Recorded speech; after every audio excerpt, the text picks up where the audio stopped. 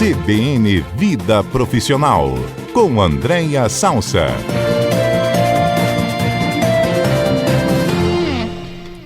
Andréia Salsa é mentora de líderes, professora, comentarista aqui do CBN Cotidiano. Tudo bem, Andréia? Oi, Mário, boa tarde, tudo bem? Um abraço aí também para os nossos colegas e uma boa tarde para os nossos ouvintes. Você vai aqui dar certeza pra gente de 12 características que vão acontecer? Assim, não é nem mudança, algo que vai permanecer ou que vai ter alteração no mercado de trabalho. Você vai vaticinar aqui pra gente, André? Pois é, Mário, a gente já se conhece tanto que você sabe que essa coisa de certeza, nunca, para sempre, é uma coisa que me incomoda, mas enfim, é uma pesquisa relevante, né, com a Fundação Getúlio Vargas, o Grupo Stefanini, o Talent Group e o MIT do Brasil, em que o título, né, da pesquisa são Dicotomias do Futuro do Trabalho. E aí a matéria que saiu na Você RH tem esse título, 12 certezas do futuro do trabalho. Eu quero fazer essa ressalva, né, porque certeza é uma palavra muito forte, principalmente quando a gente olha para o futuro do trabalho, que está cada vez mais complexo, mas ele nos traz, baseado nessa pesquisa dessas instituições, 12 itens que são interessantes para a gente refletindo num final de ano, né, Mário? Que a gente está em novembro, é um momento em que todo mundo, de certa forma, faz um pouco de balanço, né? O que eu vou pensar para o ano de 2024. Então, ela nos dá algumas pistas do que a gente precisa ficar realmente de olho. Então, a minha ideia, até porque é uma lista de 12, né? A gente poderia falar de 4 em 4, e eu queria trazer dos 4 em 4 os que mais me chamaram a atenção, porque muitos já são itens que a gente, de certa forma, vem repetindo nos nossos quadros, mas tem unzinhos aqui que eu acho que é legal a gente aprofundar um pouquinho. O que você acha? Acho perfeito, ainda mais abusando assim da sua experiência. Então, vamos lá.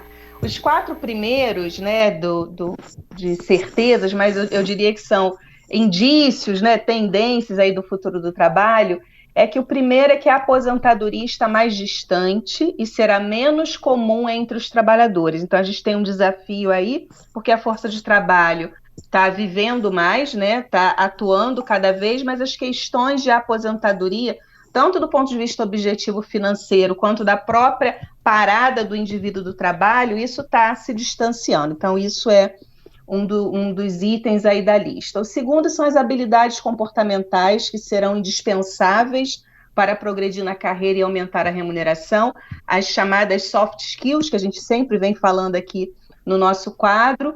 O terceiro é o trabalho será marcado pela cooperação direta entre humanos e máquinas, e a gente acabou de ter aí um convidado, né, no quadro do Léo, trazendo exatamente isso na vida privada, mas é uma analogia à vida profissional também, vai ter que ter essa cooperação aí entre homens e máquinas. E o quarto que eu queria sinalizar um pouquinho mais, que são os profissionais vão preferir trabalhar mais remotamente a estar no escritório.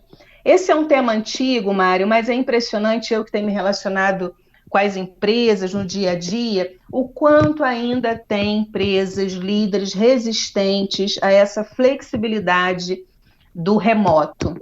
E eu costumo dizer que é uma briga que não vai conseguir ganhar, ou vai ter muita dificuldade e desgaste, porque a questão do trabalho online, né, remoto, as pessoas descobriram o quanto tem benefícios, né, você ter um trabalho remoto, mesmo que você tenha ali o modelo híbrido. Então, é uma tendência muito forte e eu vejo ainda algumas empresas nessa insistência de se manter 100% o trabalho no presencial. Então, é uma sinalização que eu queria fazer e destacar nesses 4 primeiros itens da lista. Mas essa resistência se dá em função de quê, André? Porque a gente não vê um contra-argumento assim para facilidade que a tecnologia proporciona, né? Você faz a reunião de vídeo, você resolve tanta coisa por mensagem de WhatsApp. De onde vem essa resistência pelo trabalho remoto, então? Vem de um modelo, Mário, é claro que tem algumas profissões e algumas atividades, por exemplo, né, a situação de saúde, a própria segurança, tem algumas atividades profissionais que ainda precisa ser presencial pela natureza. Mas tem uma grande maioria que dá para fazer remota e é a dificuldade de fazer gestão sem ver o indivíduo, tá? Existe uma série de mitos de que a pessoa, enfim, deixa de focar no trabalho, não está ali, então a liderança não pode ver. Tem uma questão da cultura da empresa que acaba...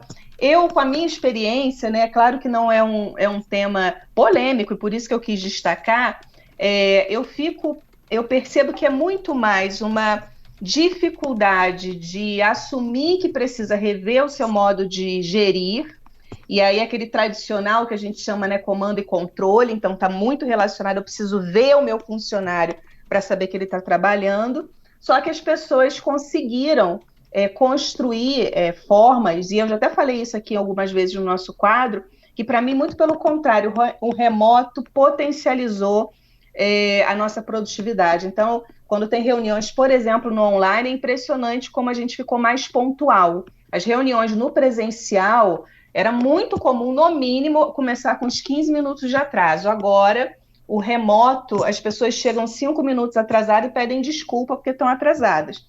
Então, eu acho que é muito mais essa necessidade de ter que rever a sua forma de gerir pessoas do que, eventualmente, algum impacto em termos de produtividade. Mas fato é que as pessoas vão preferir cada vez mais trabalhar remotamente do que estar no escritório. E aí, isso conversa com outro bloco de mais 4. No primeiro, que diz assim, o modelo de trabalho de qualquer localidade terá relevância no aceite de uma proposta de trabalho. Vou voltar depois nesses 5 só para falar os outros 4. O engajamento dos profissionais será o maior desafio das empresas, e aí está totalmente correlacionado. 7º, trabalhos humanos intensivos que exigem criatividade e inovação serão altamente valorizados e bem remunerados. E aí a gente fala dos Power Skills, que eu acho que foi o nosso último quadro. E por último, aqui no 8º bloco, os trabalhadores irão valorizar cada vez mais a saúde mental e o equilíbrio entre vida pessoal e profissional, que é uma coisa que a gente vem falando muito no nosso quadro. Mas eu quero voltar lá para o 5º, que é o modelo de trabalho de qualquer localidade, terá relevância no aceite de uma proposta de trabalho. E aqui, Mário, é um equilíbrio cada vez maior entre o empregado e o empregador. As pessoas cada vez mais também tendo uma posição de escolher os seus trabalhos. Não só por remuneração, benefícios, enfim, mas também pelo modelo de trabalho. E aí conversa muito com o trabalho remoto, porque se eu posso trabalhar de qualquer lugar, isso me interessa, né? Então, sim, esse era o 5º elemento.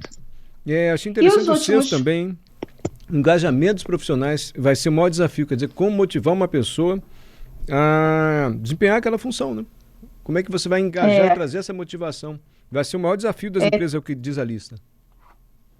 E tem um conceito moderno de engajamento que eu gosto muito, que há tempos atrás a gente contratava as pessoas muito mais pelas mãos e pelas mentes, né? O que elas eram capazes de fazer manualmente ou produzir do ponto de vista intelectual. E hoje o engajamento, a gente continua tendo que contratar mãos e mentes, mas a gente precisa olhar para corações e espírito.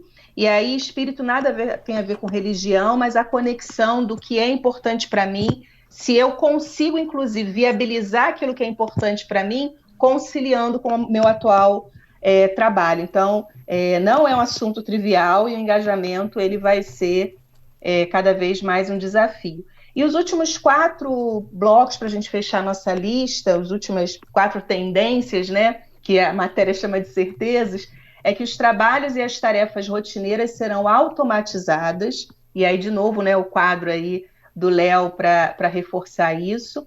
O 10º, haverá grandes mudanças nas relações de trabalho contratuais, com alto uso e valorização de acordos temporários e flexíveis, e é esse ponto que eu quero voltar. 11, as inovações tecnológicas exigirão uma constante requalificação da força de trabalho e, por último, os profissionais estarão constantemente aprendendo, desenvolvendo novas habilidades, em vez de se preocupar com novos diplomas. Aqui também é polêmico, mas deixa eu voltar lá para o 10º, que é os modelos de trabalho, o Mário, tendo que se flexibilizar, e eu imagino o desafio, porque a gente tem uma legislação trabalhista bastante antiga, né? E tem também uma discussão em que medida eu flexibilizo o trabalho e eu precarizo as relações de trabalho. A gente já até teve um quadro nosso aqui, antigo, chamado pejotização, não sei se você vai lembrar, Sim. E aí recomendando para os nossos ouvintes que se interessarem procurarem esse quadro, porque é exatamente isso, é o quanto eu flexibilizo, que é importante, mas o quanto eu precarizo a relação de trabalho, os direitos trabalhistas. É um assunto polêmico também, mas é também, no meu entendimento, inevitável. As formas de relação de trabalho, elas vão se flexibilizar. E muito também em linha com esse último, que novas habilidades se sobrepondo a diplomas, que também é um baita desafio para o setor educacional, porque a gente não pode, é um risco a gente achar, né, e nem é isso que a gente está falando, e muito menos a pesquisa, de que a educação formal não tem relevância nem diplomas, mas a forma como a educação tem se posicionado, ela vai precisar rapidamente se alterar. Então, vou concretizar aqui para os nossos ouvintes, né? Está fazendo cada vez menos sentido um jovem ter que levar 5 anos dentro de uma faculdade para se formar, porque aquilo que ele aprendeu lá no primeiro ano, quando ele acaba e se forma no 5º ano, a coisa já mudou completamente.